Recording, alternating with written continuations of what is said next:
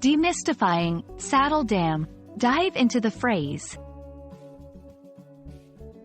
Hello dear learners. In today's video, we're going to unravel the meaning behind the phrase, saddle dam.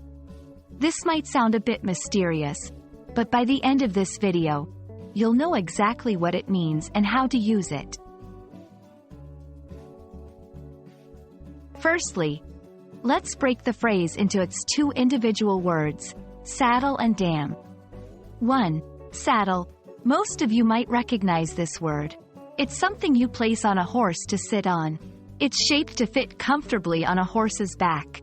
2. Dam. This is a structure built to hold back water.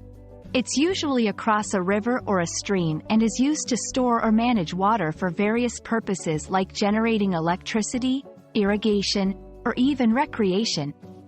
Now, you might be wondering, what does a horse saddle have to do with a dam? Great question. Let's dive deeper.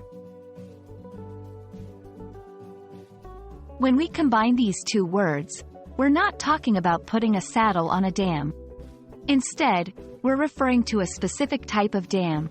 A saddle dam is a secondary dam built to contain water that might overflow from the main reservoir. Imagine the main dam as the primary barrier holding most of the water. Now, sometimes there might be low points or depressions in the landscape around this dam. These spots are where water could potentially escape or overflow. That's where the saddle dam comes in. It's like an auxiliary structure that ensures the reservoir remains contained.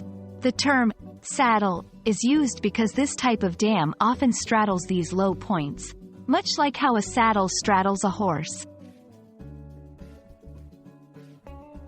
So there you have it.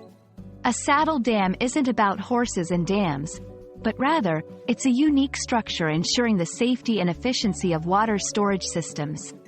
We hope this video has shed some light on the phrase and that you'll feel confident using it in the right context. Keep learning, and we'll catch you in the next video.